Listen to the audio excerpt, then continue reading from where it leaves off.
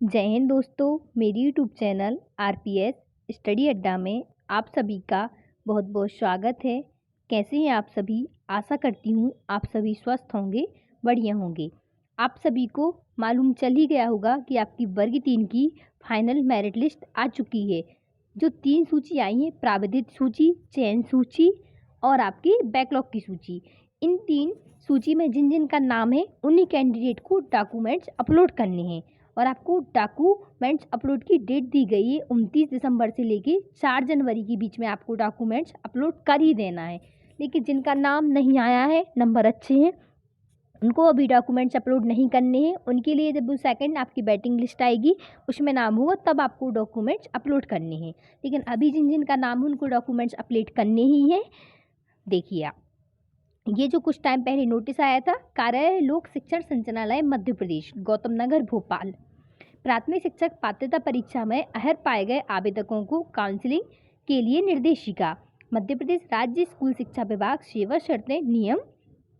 इस नियम में समय समय पर किए गए संशोधन, भर्ती नियम 2018 जो भी उल्लेखित है, प्रावधानों समय समय पर जारी के अंतर्गत मध्य प्रदेश भोपाल के द्वारा आयोजित प्राथमिक शिक्षक पात्रता परीक्षा 2020 में अहर पाए गए उत्तीर्ण अभ्यर्थियों के लिए स्कूल शिक्षा विभाग में प्राथमिक शिक्षक के, देखिए आप, ये इन्होंने इस तरीके से कुछ दिया हुआ है आपका इसमें कि किन किन को करने हैं किन किन को डॉक्यूमेंट्स करने हैं, किन को नहीं करने हैं। देखिए ये दिया है पात्रता परीक्षा में। देखिए भर्ती प्रक्रिया की चरण, पात्रता परीक्षा में निर्धारित प्रतिशत के साथ उत्तीर्ण करने वाले ऐसे अभ्यर्थी जिन्होंने अतिथि शिक्षक के रूप में निर्धारित दिवस सत्र में कार्य किया है, वे अपनी प्रविष्टि एमपी ऑनलाइन पोर्टल पर कर चुकी होंगी, क्योंकि ऑलरेडी हो चुकी अतिथि वाली मैं आपको बता चुकी थी जब अतिथि की डॉक्यूमेंट्स अपलोड हो रहे थे।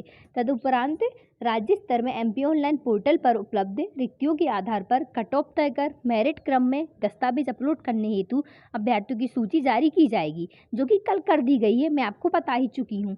अभी मैं आपको नेक्स्ट वीडियो में मेरिट कट ऑफ बता दूंगी कितनी कितनी आई है और आपकी मेरिट लिस्ट में किस किस के नाम है, आप चेक कर सकती हैं।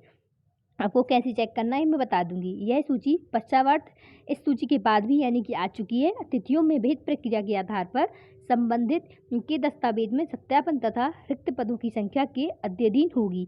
सूची में नाम सम्मिलित होने के आधार पर कोई भी अभ्यर्थी नियुक्ति का दावा नहीं कर सकेगा।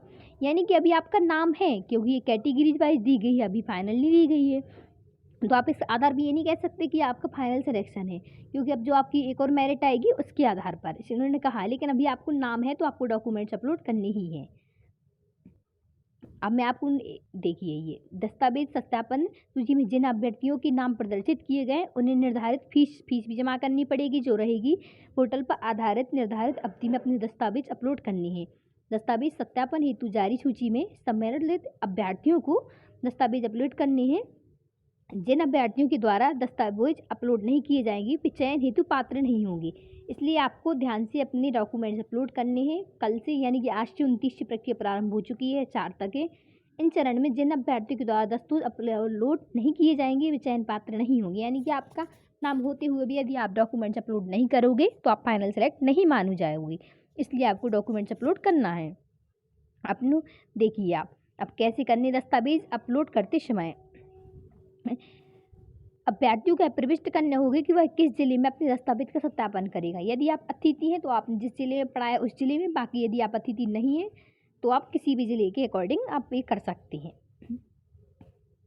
एक से अधिक जिलों में अतिथि शिक्षक के रूप में कार्य करने पर उन्हीं जिले में से किसी एक जिले का चयन करना होगा सत्यापन हेतु। आई होप आपको सारी डॉक्यूमेंट्स रिलेटेड चीज़ें क्लियर हो चुकी होंगी, आपको तीनों का ये इस तरीके से। अब आपको मैं नेक्स्ट वीडियो में बता दूंगी कौन कौन सी डॉक्यूमेंट्स अपलोड करनी है। प्रक्रिया आरंभ हो चुकी है। आप अपने पास के एमपी ऑनलाइन पोर्टल पर जाकर या यही इसी में ऑप्शन आ रहा है वेबसाइट पर जाकर आप अपने डॉक्यूमेंट्स अपलोड कर सकते हैं। हालांकि मैं इतना आपको बता दूं, आपको सिर्फ एक सेमेस्टर की मार्कशीट अपलोड नहीं करनी है, आपको सारे सेमेस्टर की मार्कशीट अपलोड करनी है। मैं आपको और बताती हूँ वेबसाइट पर जाकर। सबसे पहले आपको यदि जाना है तो टीआरसी वेबसाइट पर जाना है, इस तरीके से जाना है। डीपीआई में जाना है इसके बाद आपके लिए। इसके बाद आपको प्राथमिक शिक्षक विभाग में जाना है।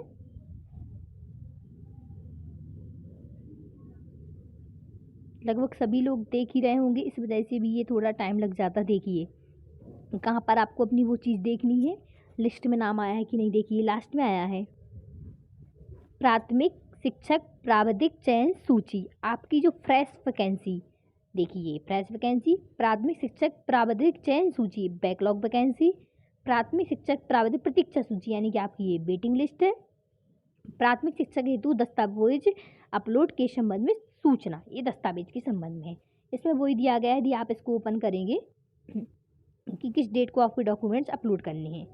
इस तरीके से आपको डॉक्यूमेंट्स अपलोड करने हैं। आप समझ गए होंगी। मैं नेक्स्ट वीडियो में आपको कट ऑफ क्लियर कर दूंगी। आई होप आपको इन्फॉर्मेशन समझ में आ गई होगी। यदि इसके बाद भी कोई डाउट है तो आप कमेंट बॉक्स में पूछ सकते हैं। यदि फर्स्ट टाइम आप मेरे चैनल पर विजिट कर रहे हैं तो मेरे चैनल को लाइक सब्सक्राइब अधिक से अधिक शेयर करें। मैं इसमें बता दूँ इस PDF में क्या है आपकी जो इसमें आ रही है, देख लीजिए। यही है प्राथमिक शिक्षकों हेतु दस्तावेज अपलोड के संबंध में सूचना, जो मैं आपको बता चुकी हूँ। देखिए आप एक बार और देख लीजिए। प्राथमिक शिक्षक पद हेतु विज्ञापन जारी, 19/10 के अनुक्रम में दस्तावेज अपलोड करने हेतु प्रक्रिया। सूची में अंकित अभ्यर्थियों से अपेक्षित है कि 29 दिसंबर 2022 से 4 जनवरी 2023 तक आपको डॉक्यूमेंट्स अपने अपलोड करने हैं। समयावधि में दस्तावेज अपलोड न करने पर अभ्यर्थी को अमान्य कर दिया जाएगा। ऐसे अभ्यर्थी जिनका चयन आरक्षण नियमों के तहत हुआ है, यानी कि कोई भी आरक्षण है या विकलांग है तो आपका सर्टिफिकेट जिस भी आरक्षण से हुआ है, वे अपने डिजिटल जाति प्रमाण पत्र बनवा लें। ऐसे अभ्यर्थी जिनके द्वारा आय आधारित आरक्षण का लाभ लिया जाता है, यानी आय वाला, तो आपको उसकी सर्टिफिकेट अपलोड करनी होगी। ऐसे अभ्यर्थी जिनका दिव्यांग श्रेणी में हुआ तो उनको आपको दिव्यांग सर्टिफिकेट 40% अथवा अधिक स्थायी दिव्यांगता, देखिए आप, ये आपको उसके डॉक्यूमेंट्स के साथ अपलोड करने होंगे। और आपको कोई भी इन्फॉर्मेशन चाहिए चयन संबंधित तो आप इस पोर्टल पर जाकर चेक देख सकते हैं। आई होप आपको क्लियर होगी होंगी सारी चीज़ें। धन्यवाद दोस्तों। जय हिंद दोस्तों। वंदे मातरम।